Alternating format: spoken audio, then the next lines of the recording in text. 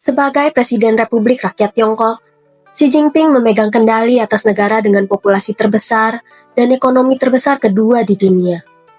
Tapi, tahukah kamu bagaimana seorang pria yang pernah hidup di desa terpencil bisa mencapai puncak kekuasaan? Perjalanan hidup Xi Jinping adalah kisah tentang ketahanan, ambisi, dan transformasi. Dari pengalaman pahit di masa muda hingga menjadi arsitek kebangkitan Tiongkok, kisahnya menyimpan banyak pelajaran berharga. Hari ini kita akan menjelajahi kisah hidup kontroversial Xi Jinping, menggali setiap detail penting yang membentuknya menjadi pemimpin seperti sekarang ini. Hai penjelajah waktu, selamat datang di Labirin Sejarah, tempat di mana masa lalu tidak pernah benar-benar berlalu.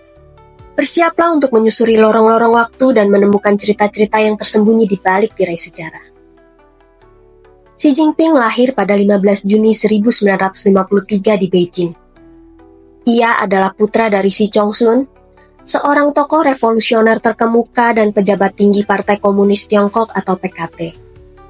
Ayahnya adalah salah satu tokoh penting dalam pendirian Republik Rakyat Tiongkok dan pernah menjadi sekutu dekat Mao Zedong. Sebagai anak dari pejabat tinggi, Xi Jinping menghabiskan masa kecilnya dalam lingkungan elit Partai Komunis. Ia tumbuh dalam kehidupan yang relatif nyaman dan memiliki akses ke pendidikan berkualitas. Namun pada awal 1960-an, situasi politik di Tiongkok mulai bergejolak, terutama karena persaingan internal dalam PKT. Pada tahun 1962, ayahnya Xi Chongsun menjadi korban pembersihan politik yang dilancarkan oleh Mao Zedong. Ia dituduh mendukung elemen kontrarevolusioner dan dipecat dari semua jabatannya. Kasus ini terkait dengan dukungannya terhadap novel Lu Zetian yang dianggap oleh Mao sebagai kritik terselubung terhadap kepemimpinannya.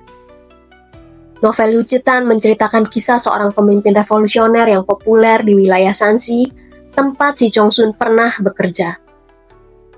Mao Zedong mencurigai bahwa novel itu merupakan upaya untuk memuji Xi Chongsun dan meremehkan peran Mao dalam revolusi Tiongkok. Xi Chongsun dituduh mendukung novel tersebut dan mempromosikan ide-ide revisionis dan borjuis.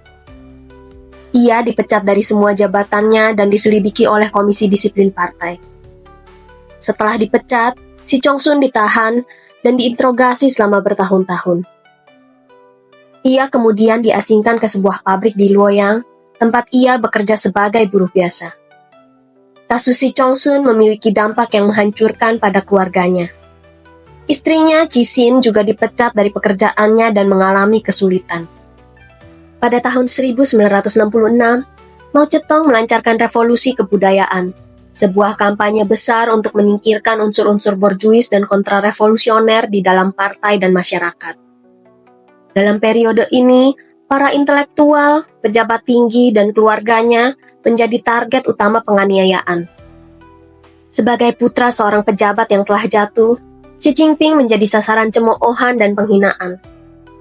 Saat ia berusia 13 tahun, keluarganya dipermalukan secara publik dan ibunya dipaksa untuk mengutuk ayahnya di depan umum.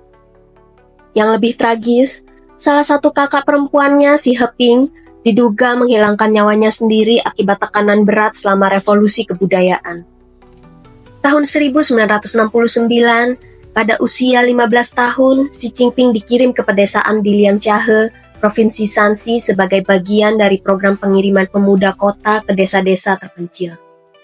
Ia dipaksa untuk hidup dan bekerja sebagai petani, tinggal di sebuah gua, serta melakukan pekerjaan kasar seperti menggali sumur dan mengangkut pupuk. Meski awalnya merasa terasing dan bahkan pernah mencoba melarikan diri kembali ke Beijing, ia kemudian menerima nasibnya. Di desa itulah ia mulai membangun hubungan dengan rakyat biasa dan menunjukkan ketekunan serta kemampuan kepemimpinannya. Selama di Liangjiahe, Xi Jinping mencoba untuk bergabung dengan Partai Komunis Tiongkok. Namun status keluarganya sebagai musuh partai membuat aplikasinya ditolak sebanyak 9 kali. Ia dianggap sebagai anak dari seorang pengkhianat yang tidak layak menjadi kader partai. Namun Xi tidak menyerah. Ia berusaha membangun reputasi di kalangan petani dan pejabat setempat dengan bekerja keras serta mengikuti kebijakan partai. Akhirnya setelah berbagai upaya, Xi berhasil diterima sebagai anggota PKT pada tahun 1974 dan kemudian menjadi sekretaris Partai Desa.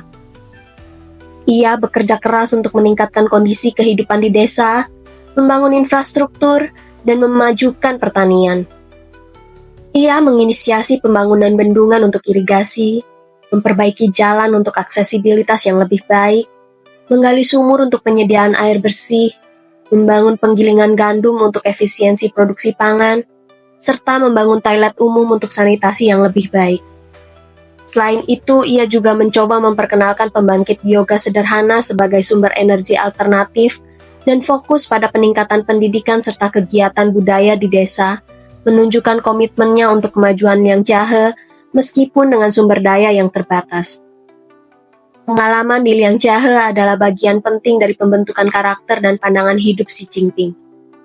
Masa-masa sulit ini mengajarinya tentang pentingnya bekerja keras, ketahanan, dan hubungan dengan rakyat. Pengalaman ini juga memberikan legitimasi baginya sebagai pemimpin yang memahami dan peduli terhadap kebutuhan masyarakat. Setelah kematian Mao Zedong pada tahun 1976 dan naiknya Deng Xiaoping ke tahta kekuasaan, Xi Chongsun direhabilitasi pada tahun 1978. Ia dipulihkan ke semua jabatannya dan memainkan peran penting dalam reformasi ekonomi Tiongkok.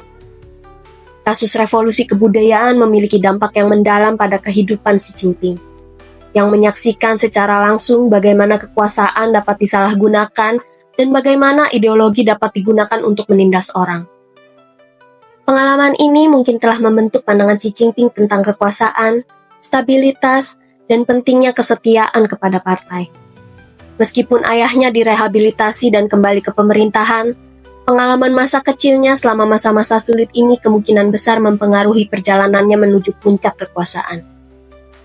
Meskipun keluarganya pernah mengalami masa sulit, latar belakang Xi Jinping sebagai putra seorang revolusioner juga memberikan keuntungan baginya. Ia memiliki jaringan dan koneksi yang kuat di dalam partai yang membantunya untuk naik ke puncak kekuasaan. Awal kehidupan Xi Jinping adalah kombinasi dari hak istimewa dan kesulitan. Pengalaman ini membentuknya menjadi pemimpin yang pragmatis, ambisius, dan bertekad untuk mencapai tujuannya. Setelah meninggalkan Liang Jiahe, tempat yang telah menempa karakternya, Xi Jinping kemudian menempuh pendidikan di Universitas Tsinghua. Ia memilih jurusan teknik kimia, sebuah bidang yang mungkin tampak jauh dari politik, namun menunjukkan pendekatan pragmatis dan keinginan untuk berkontribusi pada modernisasi Tiongkok. Namun di bawah sistem pendidikan masa itu, kurikulumnya lebih menekankan pada ideologi politik daripada ilmu pengetahuan.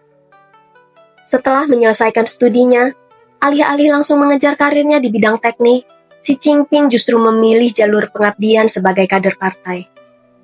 Ia memulai karirnya di tingkat lokal, bekerja di berbagai daerah dan memegang berbagai posisi. Di setiap penugasan, Xi Jinping menunjukkan dedikasi yang luar biasa, disiplin yang tak tergoyahkan, dan kemampuan untuk memahami serta merespon kebutuhan rakyat.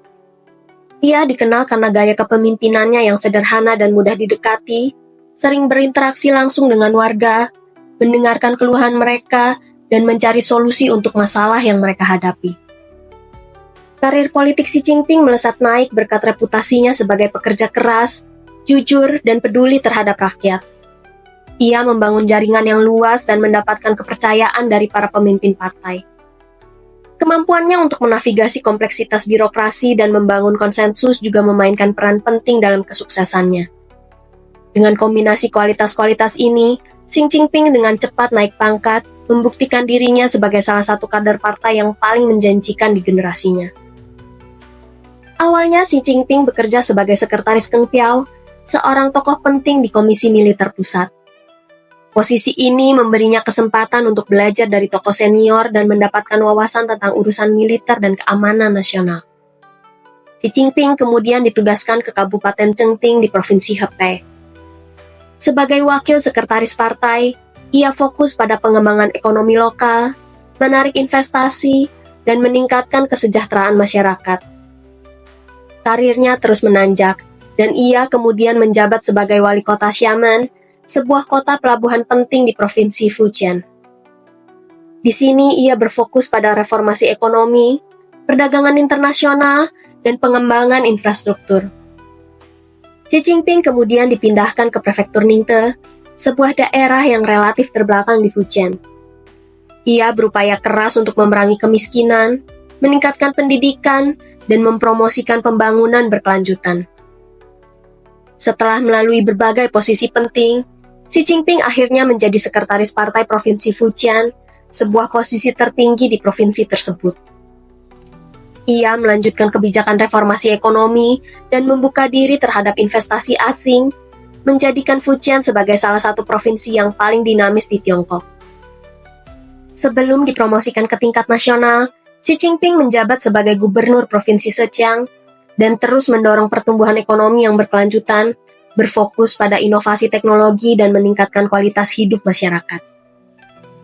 Selama awal karir politiknya, Xi Jinping membangun reputasi sebagai pemimpin yang kompeten, bekerja keras, dan dekat dengan rakyat.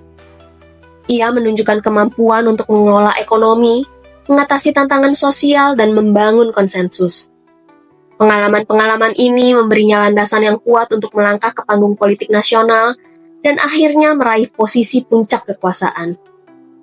Setelah berkiprah di berbagai posisi penting di tingkat provinsi, Xi Jinping akhirnya mendapatkan perhatian di tingkat nasional. Pengalamannya memimpin provinsi-provinsi yang berkembang pesat seperti Fujian dan Zhejiang membuktikan kemampuannya dalam mengelola ekonomi dan pemerintahan. Pada tahun 2007, Xi Jinping ditunjuk sebagai sekretaris Partai Shanghai, sebuah posisi yang sangat penting karena Shanghai adalah pusat keuangan dan komersial Tiongkok. Penunjukan ini terjadi setelah skandal korupsi yang mengguncang Shanghai dan Xi Jinping ditugaskan untuk memulihkan kepercayaan publik dan membersihkan pemerintahan. Hanya beberapa bulan setelah menjabat sebagai sekretaris Partai Shanghai, Xi Jinping diangkat menjadi anggota Komite Tetap Politbiro, badan pembuat keputusan tertinggi di Partai Komunis Tiongkok. Ini adalah indikasi yang jelas bahwa ia dipersiapkan untuk peran yang lebih besar di masa depan.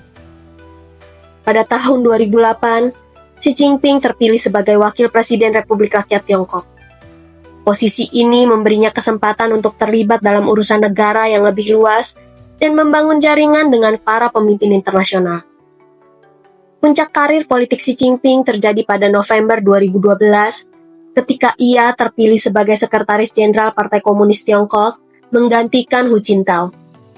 Posisi ini menjadikannya pemimpin tertinggi partai dan negara. Pada Maret 2013, Xi Jinping secara resmi terpilih sebagai Presiden Republik Rakyat Tiongkok. Dengan memegang kedua posisi kunci ini, ia memegang kendali penuh atas pemerintahan dan partai, menandai dimulainya era kepemimpinan Xi Jinping. Naiknya Xi Jinping ke puncak kekuasaan tidak terjadi secara tiba-tiba. Itu adalah hasil dari kerja keras, dedikasi, dan kemampuan yang terbukti selama bertahun-tahun. Ia berhasil membangun reputasi sebagai pemimpin yang kompeten, jujur, dan peduli terhadap rakyat.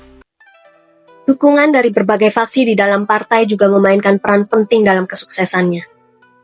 Setelah menduduki posisi puncak kekuasaan, Xi Jinping meluncurkan serangkaian kebijakan ambisius yang bertujuan untuk mentransformasi Tiongkok dan meningkatkan perannya di panggung global. Salah satu kebijakan paling terkenal dan berpengaruh dari Xi Jinping adalah kampanye anti korupsi yang luas dan intensif. Kampanye ini menargetkan pejabat korup di semua tingkatan, dari lalat atau pejabat kecil hingga harimau atau pejabat tinggi. Dengan ribuan pejabat yang telah diselidiki, ditangkap, dan dihukum, mengirimkan pesan yang jelas bahwa korupsi tidak akan ditoleransi. Xi Jinping berupaya untuk memperkuat peran dan otoritas Partai Komunis Tiongkok dalam semua aspek kehidupan masyarakat. Ia menekankan pentingnya ideologi partai dan menuntut kesetiaan penuh dari semua anggota. Meskipun kampanye anti korupsi dan penguatan partai menjadi fokus utama, Xi Jinping juga melanjutkan reformasi ekonomi yang bertujuan untuk meningkatkan efisiensi, inovasi, dan daya saing Tiongkok. Ia mendorong investasi di bidang teknologi tinggi, mengurangi ketergantungan pada ekspor, dan meningkatkan konsumsi domestik. Salah satu proyek paling ambisius dari Xi Jinping adalah inisiatif Sabuk dan Jalan, sebuah program investasi infrastruktur global yang bertujuan untuk menghubungkan Tiongkok dengan negara-negara di Asia, Afrika, dan Eropa melalui jaringan transportasi, energi, dan komunikasi. Di bawah kepemimpinan Xi Jinping, Tiongkok telah mengadopsi pendekatan diplomasi yang lebih tegas dan asertif. Tiongkok berupaya untuk memainkan peran yang lebih besar dalam urusan global, menantang dominasi Amerika Serikat, dan mempromosikan model pembangunan dan tata kelola alternatif. Xi Jinping menetapkan target ambisius untuk mengentaskan kemiskinan ekstrim bagi semua warga Tiongkok pada tahun 2020. Melalui berbagai program dan kebijakan yang terkoordinasi, pemerintah Tiongkok mengklaim telah berhasil mencapai target ini, meskipun ada perdebatan tentang metodologi dan keberlanjutan pencapaian tersebut. Kebijakan-kebijakan Xi Jinping telah memberikan dampak yang signifikan terhadap Tiongkok dan dunia. Kampanye anti korupsi yang telah meningkatkan kepercayaan publik dan efisiensi pemerintahan, reformasi ekonomi yang telah mendorong pertumbuhan ekonomi yang berkelanjutan, serta inisiatif sabuk dan jalan yang telah memperluas pengaruh Tiongkok di seluruh dunia. Namun, kebijakan-kebijakan ini juga menuai kritik dan kontroversi, terutama terkait dengan hak asasi manusia, kebebasan berpendapat, dan praktik perdagangan yang tidak adil. Kepemimpinan Xi Jinping tidak terlepas dari kontroversi dan tantangan, baik di dalam negeri maupun di panggung internasional. Pada tahun 2018, Kongres Rakyat Nasional mengamandemen Konstitusi Tiongkok menghapus batas masa jabatan presiden. Keputusan ini memungkinkan Xi Jinping untuk menjabat sebagai presiden tanpa batas waktu, memicu kekhawatiran tentang potensi otoritarianisme dan sentralisasi kekuasaan yang berlebihan. Kritik berpendapat bahwa penghapusan batas masa jabatan dapat menghambat suksesi kepemimpinan yang teratur dan membuka jalan bagi kekuasaan yang tidak terkendali. Di bawah kepemimpinan Xi Jinping, pemerintah Tiongkok telah meningkatkan pengawasan dan kontrol terhadap media, internet, dan masyarakat sipil. Sensor internet semakin ketat dan platform media sosial diawasi dengan cermat. Pemerintah berdalih bahwa tindakan ini diperlukan untuk menjaga stabilitas sosial dan keamanan nasional. Namun, para kritikus berpendapat bahwa kebijakan ini melanggar kebebasan berekspresi, menghambat inovasi, dan menekan perbedaan pendapat. Pengalaman masa mudanya juga membentuk perspektif unik Xi tentang kekuasaan dan pemerintahan. Saat ini, Xi Jinping disebut-sebut sebagai pemerintah paling otoriter setelah Mao Zedong. Di bawah kepemimpinannya, pemerintah Tiongkok kerap melakukan tindakan tegas seperti penghilangan selebritas, tindakan keras terhadap miliarder, penangkapan aktivis Hong Kong, dan peluncuran latihan militer di Taiwan. Gaya kepemimpinan otoriternya telah membawa Tiongkok kembali ke akar ideologis komunisme, menuntut kesetiaan dan menghukum dengan keras siapapun yang menghalangi jalannya. Pendekatan keras Xi terhadap pemerintahan dalam negeri terefleksi dalam kebijakan luar negerinya yang semakin asertif. Kampanye anti korupsi Xi yang populer telah menakuti para pejabat partai dan militer yang memungkinkannya mengumpulkan kekuatan untuk mendominasi dalam waktu singkat. Dengan otoritas yang melampaui batas, Xi telah mengakhiri struktur kepemimpinan konsensual, meminggirkan birokrasi dan menempatkan dirinya sebagai pusat pengambilan keputusan di semua bidang. Di bawah kepemimpinan Xi Jinping, Tiongkok telah menjadi pemain yang semakin aktif dan berpengaruh di dunia internasional, tidak hanya dalam bidang ekonomi. Xi telah mempromosikan ide penolakan proteksionisme dan isolasionisme, mendukung perjanjian Paris, serta menyatakan bahwa Tiongkok siap memimpin dunia internasional dengan membangun tatanan dunia yang lebih adil dan terbuka. Dalam aspek ekonomi, Xi memberikan dukungan penuh secara politik dan finansial terhadap perkembangan ekonomi negaranya. Seperti yang diungkapkannya pada Kongres Nasional Partai Komunis Tiongkok ke-19 pada tahun 2017, kita harus bersatu melalui masa-masa sulit, mempromosikan liberalisasi perdagangan dan investasi, dan membuat globalisasi ekonomi lebih terbuka, inklusif, dan seimbang sehingga manfaatnya dibagikan oleh semua. Ia merealisasikan ucapannya dengan menjadikan Tiongkok sebagai kekuatan perdagangan terbesar, mengekspor barang, modal, dan tenaga kerja ke seluruh dunia. Xi juga menekankan kebijakan luar negerinya pada dimensi ekonomi yang dibuktikannya dengan peluncuran Belt and Road Initiative. Inisiatif ambisius ini bertujuan untuk menghubungkan Tiongkok dengan pasar global melalui jaringan infrastruktur yang luas, menciptakan jalur perdagangan baru, dan memperluas pengaruh ekonomi Tiongkok di seluruh dunia. Namun pendekatan Xi terhadap hubungan internasional juga menimbulkan kontroversi. Dengan beberapa pihak memandangnya sebagai upaya untuk memperluas pengaruh geopolitik Tiongkok dengan mengorbankan kedaulatan negara lain. Hal ini tercermin dalam protes-protes yang muncul di dalam Tiongkok sendiri, di mana beberapa spanduk mencela Xi sebagai diktator atau pengkhianat nasional. Aspek yang paling mencolok dari kebijakan luar negeri Xi Jinping dalam beberapa tahun terakhir adalah penguatan hubungannya dengan Presiden Rusia Vladimir Putin. Pada Mei 2024, kedua pemimpin bertemu dan mengutuk kebijakan Amerika Serikat yang dinilai semakin agresif. Mereka berjanji untuk memperdalam hubungan pertahanan dan militer kedua negara. Xi Jinping menegaskan komitmennya terhadap hubungan Tiongkok-Rusia dengan menyatakan bahwa hubungan Tiongkok-Rusia saat ini diperoleh dengan susah payah dan kedua belah pihak harus menghargai dan memeliharanya. Ia juga menyatakan bahwa Tiongkok bersedia mencapai pembangunan dan peremajaan negara masing-masing dan bekerja sama untuk menegakkan keadilan di dunia. Komitmen ini diperkuat pada Februari 2025 ketika Xi Jinping menegaskan kemitraan tanpa batas dengan Vladimir Putin dalam panggilan telepon yang bertepatan dengan peringatan 3 tahun invasi Rusia ke Ukraina. Xi menyatakan bahwa hubungan Tiongkok-Rusia memiliki kekuatan pendorong internal yang kuat dan nilai strategis yang unik serta tak akan dapat dipengaruhi oleh pihak ketiga manapun. Pernyataan ini menegaskan bahwa hubungan Tiongkok-Rusia telah mencapai tingkat kerjasama strategis yang belum pernah terjadi sebelumnya. Putin sendiri menggambarkan kerjasama Moskow dan Beijing dalam urusan dunia sebagai salah satu faktor stabilisasi utama di area internasional. Bersama-sama kita membela prinsip-prinsip keadilan dan tatanan dunia demokratis yang mencerminkan realitas multipolar dan berdasarkan hukum internasional, kata Putin kepada Xi Jinping. Penguatan hubungan Tiongkok-Rusia memiliki implikasi signifikan terhadap dinamika kekuatan global, terutama dalam konteks persaingan dengan Amerika Serikat. Kunjungan Putin ke Tiongkok pada Mei 2024 terjadi beberapa minggu setelah Menteri Luar Negeri AS Antony Blinken terbang ke Tiongkok untuk menyampaikan kekhawatiran tentang dukungan Tiongkok terhadap militer Rusia. Sehari sebelumnya, Blinken menyatakan bahwa Washington akan terus menjatuhkan sanksi terhadap perusahaan-perusahaan Tiongkok yang memasok sektor pertahanan Rusia. Perjalanan Blinken ke Tiongkok dipandang sebagai upaya yang gagal untuk melemahkan kemitraan tanpa batas yang dicanangkan ketika Putin mengunjungi Beijing pada Februari 2022 beberapa hari sebelum Rusia mengirim puluhan ribu tentara ke Ukraina. Kegagalan ini mencerminkan keterbatasan pengaruh Amerika Serikat terhadap kebijakan luar negeri Tiongkok di bawah Xi Jinping. Panggilan telepon antara Xi dan Putin pada Februari 2025 juga terjadi pasca Presiden Amerika Serikat Donald Trump mendorong kesepakatan cepat untuk mengakhiri perang Ukraina. Tindakan Trump mengindikasikan bahwa ia dapat mencoba meretakkan hubungan Xi dan Putin dalam hal persaingan ekonomi. Namun, respons Xi dengan menegaskan kemitraan tanpa batas menunjukkan bahwa Tiongkok tidak akan mudah dipengaruhi oleh tekanan eksternal dalam menentukan arah hubungan internasionalnya. Kemitraan Tiongkok-Rusia juga mencerminkan visi bersama kedua negara tentang tatanan dunia multipolar yang menantang hegemoni Amerika Serikat.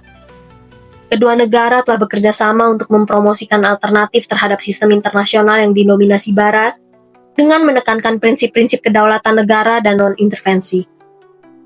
Kebijakan luar negeri Xi Jinping, terutama hubungannya dengan Vladimir Putin, menggambarkan pergeseran fundamental dalam lanskap geopolitik global. Di bawah kepemimpinannya, Tiongkok telah beralih dari pendekatan bersembunyi dan menunggu yang telah lama dianut ke postur yang lebih asertif yang mencari pengaruh dan pengakuan global. Kemitraan tanpa batas dengan Rusia merupakan komponen sentral dari strategi ini, memberikan Tiongkok sekutu kuat dalam upayanya untuk membentuk kembali tatanan internasional. Meskipun menghadapi tekanan dari Amerika Serikat dan sekutunya, Xi tetap berkomitmen pada visinya tentang Tiongkok sebagai kekuatan global yang mampu menentukan nasibnya sendiri dan mempengaruhi urusan dunia. Meskipun gaya kepemimpinan Xi yang otoriter telah menimbulkan kontroversi baik di dalam maupun di luar negeri, namun keberhasilannya dalam memperluas pengaruh ekonomi dan diplomatik Tiongkok tidak dapat disangkal. Kebijakan luar negerinya telah memposisikan Tiongkok sebagai pesaing serius terhadap dominasi Amerika Serikat, menciptakan dinamika baru dalam politik internasional yang akan terus berkembang dalam tahun-tahun mendatang. Pernyataan Xi bahwa hubungan Tiongkok-Rusia tak akan dapat dipengaruhi oleh pihak ketiga manapun, menandakan bahwa aliansi strategis ini akan tetap menjadi pilar kebijakan luar negeri Tiongkok, terlepas dari tekanan eksternal atau perubahan dalam lingkungan geopolitik global. Bagi dunia, ini berarti adaptasi terhadap realitas baru di mana Tiongkok di bawah kepemimpinan Xi Jinping memainkan peran yang semakin menentukan dalam membentuk masa depan tatanan internasional.